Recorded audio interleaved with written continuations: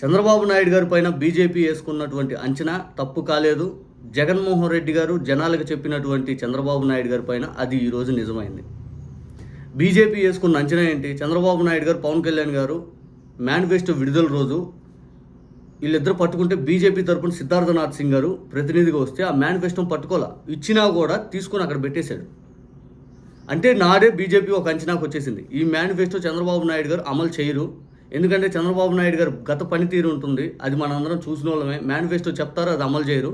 అందులో భాగంగా మనకు ఆ బురదండుకోవడం ఎందుకని చెప్పి బీజేపీ నిదానంగా సైడ్ అయింది ఆ రోజే. ఆ అంచనా ఈరోజు తప్పు కాలేదు. మేనిఫెస్టో ఈ 2 సంవత్సరాలు ఎంత అమలు చేశారు? అసలు ఆ మేనిఫెస్టో గురించి అడిగితే సూపర్ 6 సూపర్ హిట్ అంటారు. ఎక్కడ అమలు చేశారంటే super 6 super hit, super 6 super hit. తర్వాత జగన్మోహన్ రెడ్డి గారు నాడు ఏం చెప్పారు? చంద్రబాబు నాయుడు గారిని నమ్ముకుంటే చంద్రముఖిని నిద్రలేపినట్టే, చంద్రబాబు నాయుడు గారిని నమ్ముకుంటే పులి నోట్లో తలబెట్టేసినట్టే చంద్రబాబు నాయుడు గారు వంచన చేస్తారు అని చెప్పి స్వయంగా నాడు జగన్మోహన్ రెడ్డి గారు ప్రతి సభలో చెప్పారు. నాడు చంద్రబాబు నాయుడు గారు చెప్పిన మాట ఏంటి? జగన్ గారి కంటే ఎక్కువ పథకాలు ఇస్తాను, జగన్ గారి కంటే ఎక్కువ పథకాలు ఇస్తా అన్నారు.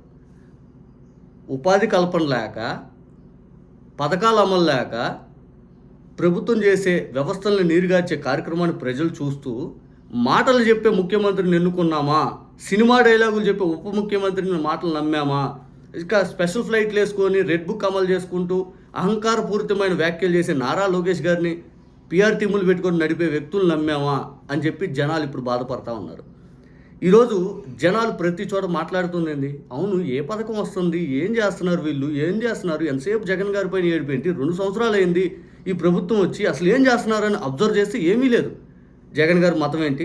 వెంకటేశ్వర స్వామి పేరు లేని రోజు ఏది? లడ్డు ఇష్యూ రాని రోజు ఏది?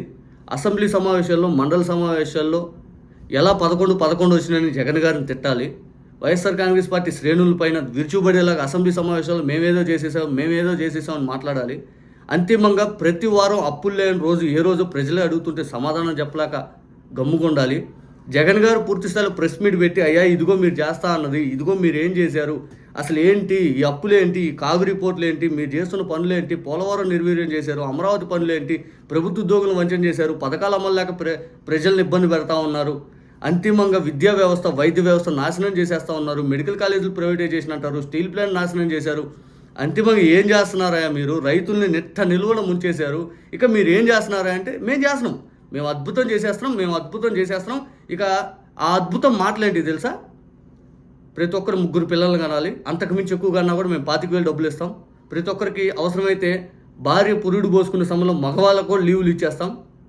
ఇక రాబోయే తరానికి పెద్ద అమరావతిని ఎక్కడికో తీసుకెళ్ళిపోతాం. పోలవరం కట్టేసి మీ అందరూ సస్యశ్యామలో చేసేసి ఈ రాష్ట్రాన్ని అద్భుతంగా చేసేస్తాం. ఇక ఏదైనా ఉంటే, మిగిలిపోయింది ఏదైనా ఉంటే ఈ రాష్ట్రాన్ని నేను ఊహిస్తున్నాను 20 ఏళ్ల ముందే ఎట్లా ఉంటుందని చెప్పి ఇప్పటి నుంచే నేను ఊహించాను. ఆ ఊహ ఇంకా నిజమైపోతుంది. ఏ హబ్బులు పెట్టేస్తాం, మ్యూజికల్ నైట్ పెట్టేస్తాం, ఎమ్మెల్యేలు క్రికెట్ పోటీలు, డ్యాన్స్ పోటీలు, సినిమా డైలాగులు పోటీలు పెట్టేస్తాం. ఇక ఏమైనా ఈవెంట్స్ ఏమైనా బ్యాలెన్స్ ఉంటే ఆ ఈవెంట్లు కూడా పెట్టేస్తాం. నారా లోకేష్ గారిని మీడియాలో ఏదైతే ప్రమోట్ చేసే కార్యక్రమాలు చేసుకుంటాం.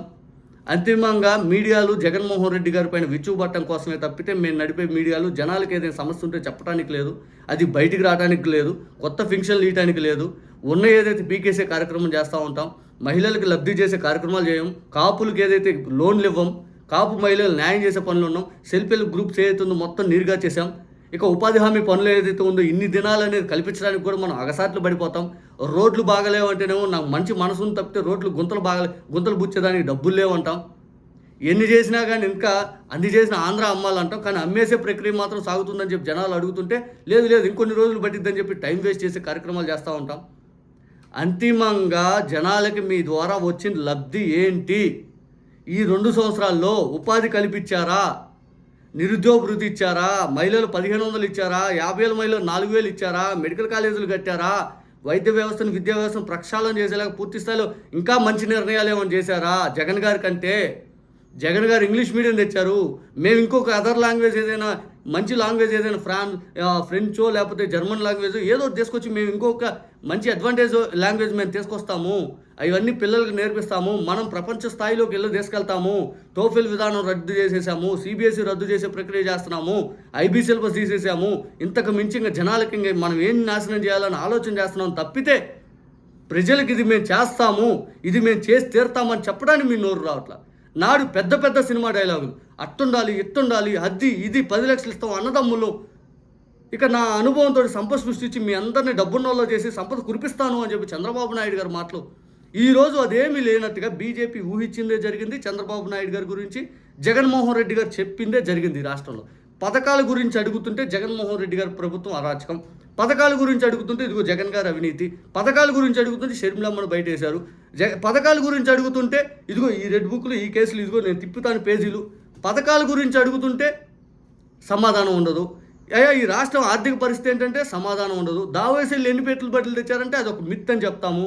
ఇక బిల్గేట్స్తో ఫోటోలు ఎలా దిగాలి, సచిన్ టెండూల్కర్తో ఫోటోలు ఎలా దిగాలి, బెంగళూరు ఎయిర్పోర్ట్ చూసి అదో ఇదిగో నేను కట్టేస్తాను అమరావతిలో ఒక 5,000 ఎకరాలు ఎయిర్పోర్ట్ అని చెప్పాలి.